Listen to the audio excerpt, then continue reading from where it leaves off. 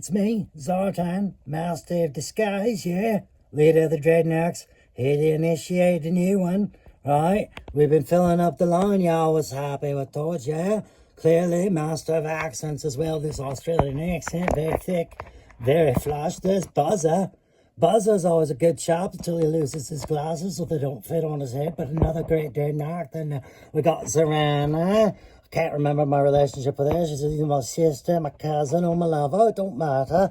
There we got Dargahide. He's pretty pissed off right now. I gotta warn you there, mates, because he and Ripper, they're all holding him back now, see, because he's upset.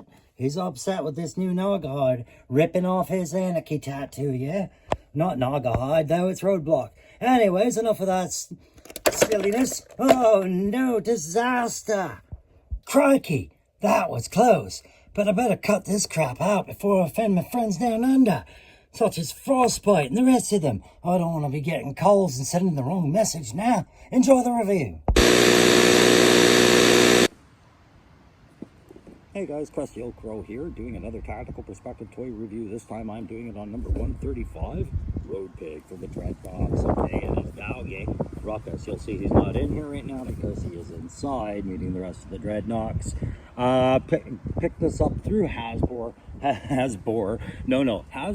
Hasbro was actually going through DHL to receive it, but it eventually did show up. The guy threw it at the window, hit me in the teeth with it. I watched him drive away. No, they dropped it off in the middle of the night. I have no idea. It was just at my doorstep when I woke up. So, yeah, we got this one, number 135 in the series. This kind of completes my keeps us up to date on the Dreadnoks, but there's been a lot of feedback on this, both good and bad, and I am a full-on bored with the good feedback on it, but I understand the more negative feedback on it. All I can say, guys, is this is what we create retro, or not we. Hasbro has the retro line available for, is to return Road Pig here back to what you wanted, for those of you that didn't like this figure, from the original concept, where he was not quite as out of shape as he appears in this.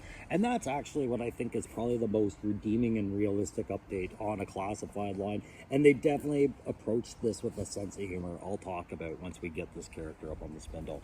So if you like this kind of review, guys, you know what to do. You hit that like, share, subscribe, and it'll be much appreciated. Again, we're not a membership channel or anything like that. It's all free. I just really want to expand my channel a little bit more. You know, it's been a great year. Let's make it another good one. Also, I have those other new reviews for things outside the Joe line, the good, the bad, the ugly. Please, I want to see some support for that if you guys are interested. The feedback I've gotten right now has been very positive, so I'm going to keep doing it. But that's the box art that, you know, I love that mask. That's really kind of the thing that makes the kit for me. So you're going to see a lot of focus on this. Now, this is the day after Halloween. I wish I could have gotten this video done for Halloween, because this set had such a Halloween appeal, right? It's practically a Leatherface variant of a long retired Dreadnok. Anyways, guys, we're going to take that inside. We're going to do that head-to-toe review, file card review, and give that thing that play grade, that tack grade. I don't really know if there'll be much of a tack grade for this, because he's not really a military-esque kind of thing at all, but we'll get one. And then we'll give him that je ne sais quoi grade, that French-Canadian for the, I don't know what it is, but man, there's something going on there. That kind of stuff. All right, so thank you very much for your support. Let's go inside and have a look. As you can see, we do have our Dreadnok, Road Pig, and Rawkus out of the case, and we'll just quickly look at the box as it is. You got your standard, well, at least this quarter's version of the G.I. Joe classified line box, that carbon fiber black, carrying on for our deluxe figures, the Cobra emblem in the background, of course, the plastic sarcophagi. Then we got our box art, which is something I'm going to cover last, but it is 135 in this series. I'm a big fan of the box art. You guys know what I do with the, you know, I clip and save a lot of the box art that comes along, and utilize it for just little fun projects for my studio. There's the things they want you to pay attention to, that the boar shaped head on the end of one Warhammer that he comes with, the cement hammer, of course, being the one in his hands in the photo. We've got the skull shoulder pads there on his pauldrons there, his football equipment or dirt bike equipment, basically Mad Maxed out with with some skull features.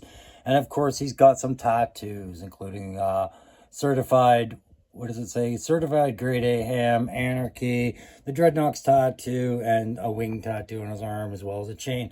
Now, the thing I love about this is the tongue-in-cheek joke that they put in this, because it's essentially, this is clearly an older picture of him back before he retired, because he's got a much tighter stomach and profile. You can barely notice it, but his profile line is right here, right? So this is younger years. He's got tighter abs, and the Dreadnok tattoo is, of course, a nice, well-inked biker type tattoo. And of course, now we see what we get when you kind of let yourself go in retirement and you come back out, right? So I love that about the box art. That was to me a fantastic joke, even though a lot of people don't like this iteration of Road Pig. I'm sure they'll get what they're after in classified retro, like I said. There's the rest of those qualifications that all these characters have, the primary military PCFs, I call them, the primary combat functions. They're there. The QR code still, as far as I know, doesn't do much, but I have heard that Hasbro is getting into doing more with file cards online somehow, so I would like to know more about that, because I'd like to read them. 135, like I said, number in the line, and there you go, legal gobbledygook. All right, guys, let's get into this review. Pretty much everybody who's ever watched a Tactical Perspective toy review on my channel knows I always have to start with that file card. It is the holy scripture of the G.I. Joe lore and canon. Without it, I don't feel I have an understanding of where to begin with my review of this character and whether they've accomplished what they've set out to do in reflecting them. So, with Road Pig, this file card, of course, I pulled off of the internet of 3D Joes. They've always been good to go for having the right file card at the right time for me. So Road Pig's real name is Donald DeLuca. It's weird because I kind of pictured him having Bubba somewhere in there with this sculpt, but his birthplace is Goblu, Michigan. I've never heard of that, Goblu. Interesting. This is where file cards get a little bit different for a Dreadnok, such as Road Pig, because we don't get any primary or secondary specialties or any of that, or weapon qualifications. What we get is his arrest record, which includes speeding, reckless endangerment, littering, assault, grand theft auto, usury, felony, spitting, petty bribery, passing stopped school buses at high speeds. Yeah, okay, so as I read this file card, of course, this is the Joe team back in the 80s having fun with a character. And before I condemn them for this file card, I have to remind myself I'm looking at a product of a Joe team who had fun with a character just recently. It's very synonymous with the two. So everything about this is ironic, but it makes sense in that way. So that file card continues to try and lend humor by going on to say, when Road Pig was born, the doctor held him up and said, "This is the ugliest looking baby I've ever seen. He was expelled from kindergarten for milk money extortion and dishonorably discharged from the Cub Scouts. After being kicked out of a low-life outlaw gang for smelling worse than he was acceptable by even their standards, he joined the Dreadnoks as a probationary member. They are having a hard time making up their minds about this one. Ugly, they banned him from football games because he stopped the clock. His mother had to tie a pork chop around his neck so the dog would play with him. Oh, yes, we love this one. He went to visit the Empire State Building and then got strafed. I'll tell you, beauty may be skin deep, but ugly goes to the bone." What a hurtful description of a character that, quite honestly, looks like a Johnny Average NFL player. But that's the file card, guys. So, like I said, 1987, printed out in raw Pawtucket. You could tell these guys were just having fun with Road Pig, and that's no different than what the Hasbro guys have had now. These images that you see up here, I've pulled off the internet. The first one with the kit all laid out is from Transformerland.com, so I was able to pull that up. I thought it was interesting to find a Joe on Transformerland.com, and the other one, of course, is from our friends the 3D Joes, you know, who I always get the file cards and all the other images of the box art and whatnot for. I feel like Hasbro did a pretty darn good job of reflecting all of the kit that we saw in the 87 design But I feel like they kind of put some square pegs in round holes where they needed to. So what we're looking at is with the 87 design, you see he actually did have a shield, but it was more like a Bushido bamboo ad hoc or almost steel riveting kind of shield that just strapped to his arm. This shield that's strapped to his arm is nothing more than a reprint of the Shockwave shield, and it is not a very effective latch system they're using. I'll show you in a bit. The cement hammer, of course, he does have. In fact, the current Lenny and the guys over at the Classified team, they decided to throw you some extra variants, including another hammer and a very a butcher's hanging hook kind of attack weapon for close quarters, which lends to some more gruesome imagery.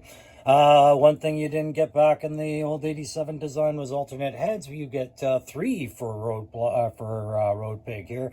The one where you see now, stern-faced, and then you have the laughing or upset face, which we've got right here, right? Or you could go with the psychopathic, leather-faced Texas Chainsaw Massacre Hogshead biker helmet that he's got on the go. And in between there, you even have yet one more head accessory piece and a muzzle that you can pop the head off and put over there, which we'll see in a while. It's a very much doubling down on a very strong loadout. Again, reflecting that this team for the Road Pig design wanted to have as much fun as the original team did. Okay, so now I'm just going to quickly address something that we see in the 87 design. It was a actual weapon feature that we didn't get the same way in this current design. So I'm talking about his handheld crossbow. All right, so what you get in the handheld crossbow this time is a bracket system for the wrist mount that the team just really well thought out, actually. At first I thought, what a cheap accessory this has become, that it has been turned into this. No clipping function, no loading arrow, nothing like that. It's just another gauntlet secondary piece, and I didn't really give it much mind, but then I realized that was the exact reason why he was given alternate hands as well, the fists, not just for punching, but because that's how he would have to be to fire this.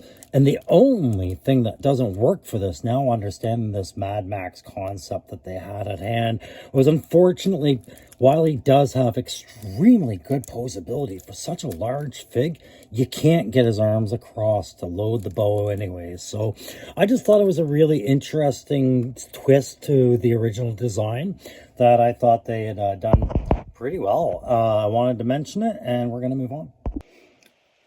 I also feel I should be addressing this mask a little bit more clearly. It's not that this mask is necessarily a bad mask. It's certainly not in the light very well.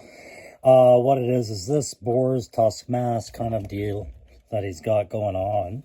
If we can get that better lit up on the camera. It's a fine looking mouthguard piece, but it has to be fitted on a certain way. And as such, you've got to pop that head off and then fit it up over the ear, and then along the ridge line of the neck, which I'll pop a couple of pictures up and show you what I'm talking about. And that's really the only way that's going to sit on properly there. But, it's a nice little feature, but I don't really think I needed it or wanted it included in the figure. And I'm trying to figure out if that was ever part of the original character, and I don't think it was ever there, right? So it was one more ad they put on there, and that one I feel was kind of a miss. Now I'm going to finalize the last couple of pieces he's coming with really quickly. He comes with this boar's hammer, another option instead of the cement hammer that we've seen before. That's going to style well with the helmet, and of course his knee pad, his boar knee pad, and the fact that he's got pork and ham and everything thematically throughout him. This just goes with the idea of a guy named Road Pig. He does have his traditional cement hammer, like I showed you before. He's got a meat hook, a lot like what Crocmaster would have, but a different sculpt entirely of that, and that's fine. It's got some serration in there.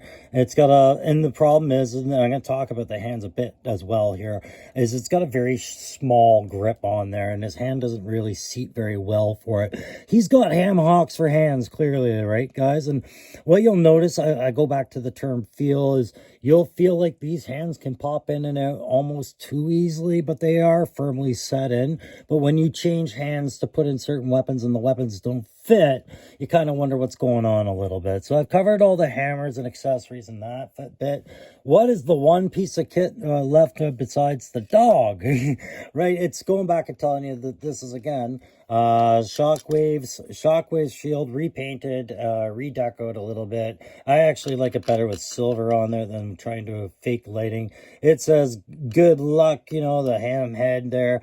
But this bracket that they have, this whole system just is not overly effective. Again, it's that wrong side too, with this large of a wrist system, right? It's not there for him.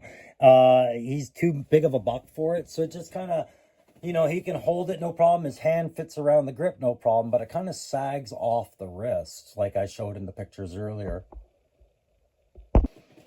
Of course, I'm not going to forget Rawkus, the animal companion, and this is something that Road Pig did not have prior to the classified spin on him. So Rawkus is a pit bull with the cropped ears and cropped tails, which, you know, there's opinions, guys. I'm sure everybody's got them, but he does come with an alternate head sculpt.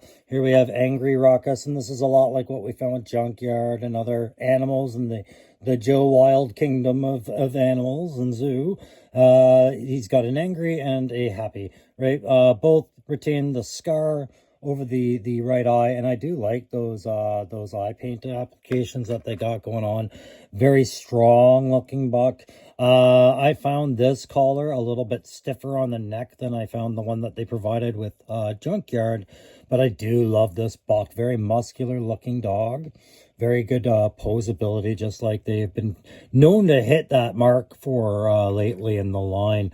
So Rawkus, I think, is a welcome addition, but I've said it since the beginning, guys. I think that putting the pit bull reputation to a villain character of such ill repute and violence is probably not doing pit bull argument for that debate at all any favors, and may antagonize some people. I myself don't care. It's a toy, and it's a dog, and they do associate this with the criminal underlife to some degree. So I guess, you know, it is what it is, guys. But that's all the kit he's going to come with. So we're going to get into the head-to-toe summary on this one and go over some of the things we picked up on this buck.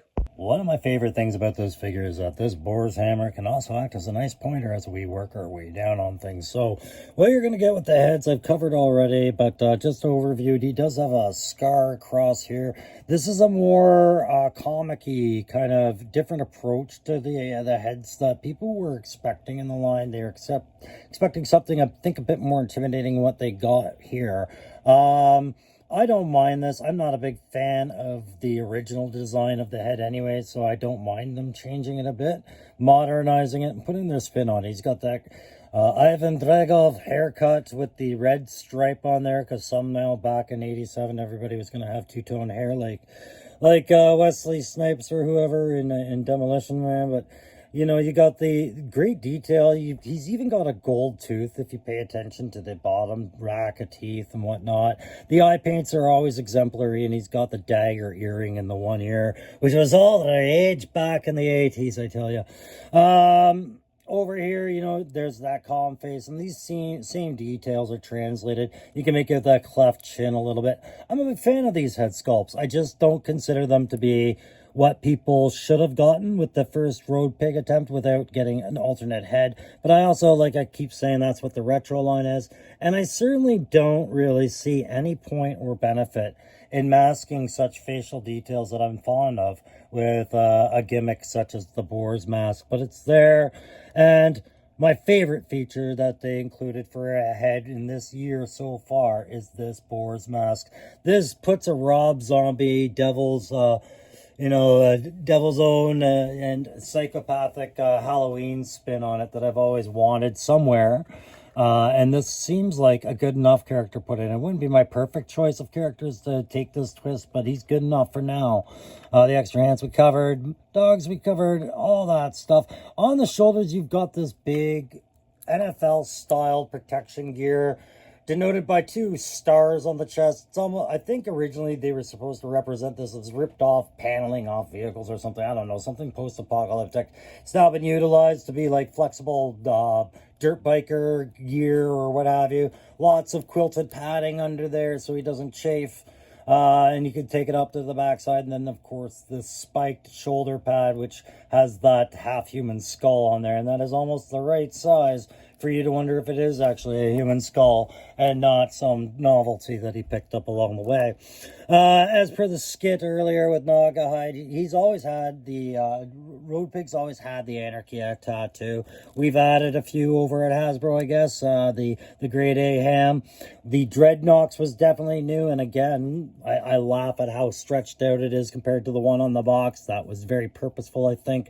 And we've got these arm tattoos. I can't quite make that out, but perhaps you guys can, or tell me in the comments, but it definitely looks like the Dreadnok emblem of some sort. And then chain across his bicep on his right arm, which again seems to be something he got tattooed on there when he was in a better shape. He's got that cod piece under a studded leather belt. If you guys remember a cameo, it's a word up. Hi. Okay, it's the code word. I'm sorry, I won't get carried away with that. That studded belt over these jeans, carry on, right? And then he's got this leather pouch, which thank God they didn't connect it to this quiver for his bolts, but the bolts slide freely. Because it would have really encumbered what I think is one of the strongest points I was surprised by on here. This is a really nice quiver for the bolts of the crossbow. We've got these huge metal, and I mean like gunmetal, brush metal knee pads on there, right? But you can see I don't have any real problems getting the bend out of the figure, right? Like he's still, for a large buck, he's just as posable as the smallest ones, right? So you can get him down on the crouch poses. Not that a big guy like that needs to crouch. Everything is pretty articulate. That's why I was showing you in the photos, right? Biker boots. I wouldn't call these biker boots. I would call these more, again, the Mad Max style, steel-toed assaulter boots from the future, I guess. Halo boots. But I'm a big fan of the colors they're using on this buck. You know, but be it the purplish black chaps over the jeans, the brushed gunmetal steel, the fading on the tattoos. The only thing I'm not a big fan of color-wise is that hair. But you got yourself a really good, strong buck. For something so large, he's really well balanced. Let's talk about proportion for a minute. A lot of people were upset we didn't get our heroically large and huge muscles, Rob Liefeld, Todd McFarlane stylized psychopathic biker that was Dreadnok in 87, Dreadnok Road Pig. We get this, who clearly seems to be a very less in shape guy. And I like this. This is a more realistic version of an out of control goon than anything else. I mean, if you think about it, this guy's never been in an organized sports team, and he's probably never been allowed in a gym based off what we learned in the file card about his etiquette and just how long he lasts in an organization. He's constantly kicked out. So where's he going to get his muscle? It's going to be bar fighting and working in scrapyards and odd jobs and gooning, right? So is he going to have a little bit of extra padding on that six-pack? Absolutely. It's going to be a keg, not a six-pack for this guy. And before you go say, well, then he couldn't fight and he wouldn't be anything like that, I'm going to refer you to Roy Big Country Nelson, a very popular UFC fighter who appeared under the scene on one of their reality shows. And this is the guy that beat Kimbo Slice, who was another YouTube internet sensation that everybody was sure was going to walk away with that show till they started watching him fight and then realized he was a YouTube guy and not much else. But Roy Big Country Nelson surprised a lot of guys, not just with his shape, but with his aloofness and confidence, despite not being what everybody expected a strong brawler to be. Yeah, we've mixed Roy Big Country Nelson here with who I think is another representation here that other people are trying to turn their road pigs into through conversions. I refer to Iron Ken, who's doing a fine job with that. But Brock Lesnar. I think we're seeing a lot of Brock Lesnar in this buck with just the size and mass and the way the tattoos are laid out. I think there was a little inspiration in there, but I couldn't quantify that with any hard examples of proof. But there you go. You've got all those nice twists and poses you can do with this guy. He's going to be a lot of fun, guys. Whether you love the look or hate the look, I think we can all appreciate a new big strong buck on the line is going to have a lot of potential for what we're going to see in the future. And you never have a problem with a good animal companion so long as they're built well and to the quality that we've come to expect, which is higher each time, we're hoping. And I think this one is just a fine example. I don't think Rawkus exactly blows anything out of the water as far as animal sculpts. But I don't think he is by any means anything less than a high standard. So we're going to get into the grading system here. We're going to give this thing the play grade of, I'm going to say 4.5. And the reason I'm going to say 4.5 is because I really love how much kit they gave us here. But I feel like it was meant to distract, like a fainting demonstration, smoke and mirrors, distract us from the fact that you were not getting the road pig you were expecting. You were getting the results of a Hasbro team having fun again, just like they did with the original. And maybe more kit would make it palatable to give you choices on how you want to see this guy on the shelf. I think the addition of extra heads, especially new concept ones that are riding helmets or whatever you want them to be, and reinterpretations of weapon systems to get the most out of this loadout. You know what? Screw it. I'm going to change my mind again. That's a 5. You got to give it a 5 for that play grade. Moving on to the tack grade. Again, what is a big post-apocalyptic badass guy going to do? He's going to be the guy that they throw in the way of brawling and fighting everybody, right? So he's got to close the distance, get up close, and start swinging his hammer. Yeah, you get a shield to protect him. You got the pit bull to go in first and distract them. He's going to be really survivable, and I think his loadout is fine to reflect that. But I wouldn't change any of it. I would just say he's got no tactical sensibility as far as protecting himself. So I'm going to give him a 3 on the tack. But it's a 3 with a smiley face emoji after, okay? For you guys who need that little extra oomph to the grade. Let's go under that je ne sais quoi, that French-Canadian for I don't know what, man. Just leave me alone. I'll tell you something here. The je ne sais quoi factor is I love the homage being paid back to the way things used to work for this toy line, which was every now and then you would have a little bit of fun with how you generated a guy. They knew damn well that that write-up for Road Pig was hokey as hell, and it wasn't the first Joe to have one, nor will it ever be the last Joe interpretation to be done based on it, right? It's just, hokey was some of the fun about these toys back in the day. If you didn't like hokey, you probably didn't like He-Man very much either, did you?